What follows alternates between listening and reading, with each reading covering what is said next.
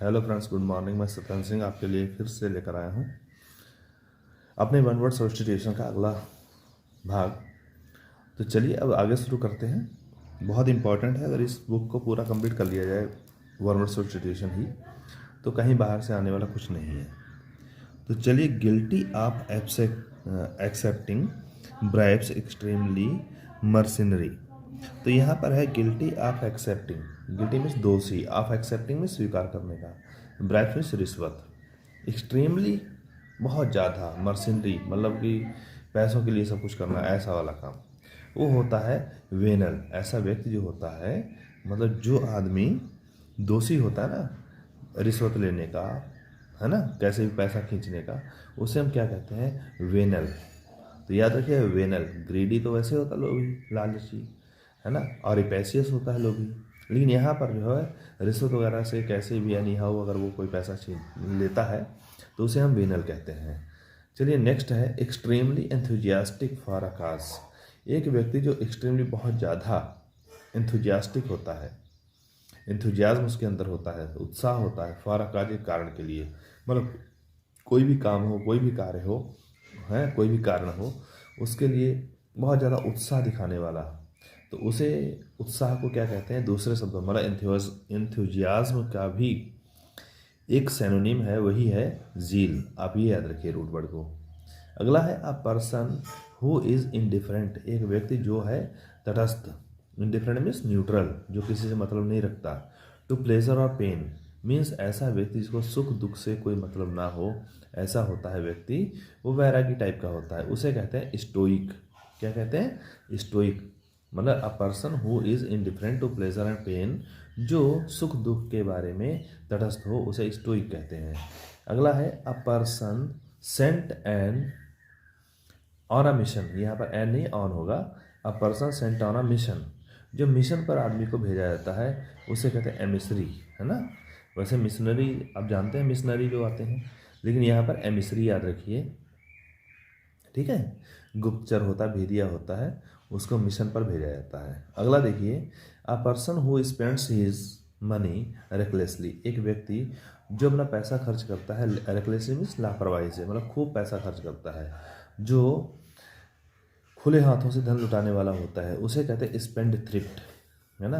क्या कहते हैं? Spend thrift. ग्रीडी का एंटोनिम है ये, स्पेंड थ्रिफ्ट। चलिए अगला देखते हैं, रिपेशियस का भी एंटोनिम हो सकता है, इनकैपेबल ऑफ बीइंग पेनिट्रेटेड, है ना, जो अयोग्य हो पेनिट्रेट करने के, जिसको भेदा ना जा सके, तो उसे क्या कहते हैं? पेनिट्रेट से आप जो बना लिए पेनिट्रेट, उसके बाद में पेनिट्रेट में एबल जोड़ दीजिए तो पेनिट्रेबल हो जाएगा। तो पेनिट्रेबल के बाद में यहाँ पर इनकैपेबल लिखा है, इसलिए इम्पेनिट्रेबल हो जाएगा, इम्पेनिट्रेबल हो जाएगा। उसके बाद में आगे देखते हैं, इनकैपेबल ऑफ बीइंग वुंड और हर्ट, है ना, वुंडेड हो सकता है यहाँ पर।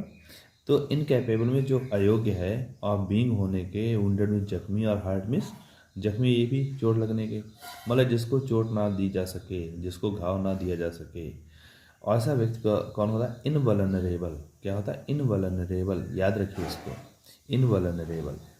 अगला है इनकैपेबल ऑफ बीइंग रिपेयर्ड, जिसको रिपेयर ना किया जा सके। तो यहाँ पर क्या है? जिसको रिपेयर ना किया जा सके उसे कहते हैं इर्रिपेरेबल। रिपेरेबल तो याद ही होगा, रिपेयर से रिपेरेबल बना, इर्रिपेरेबल लगा देंगे। जहाँ पर भी आपका आर से शुरू होता है ना, उसका अगर एंटोनिम बनाना हो तो ज़्यादातर आई आर पहले लगा देते हैं।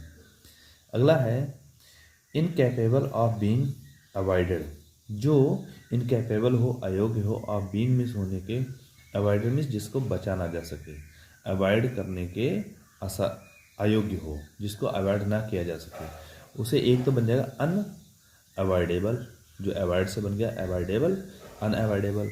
या एक और है इसका सिनोनिम ही देखिए, इनएविटेबल। इनएविटेबल, जो मतलब कुछ काम होना है वो आज नहीं तो कल होगा जरूर, उसे कहें इनएविटेबल कहेंगे, अपरिहार्य जिसे कहते हैं।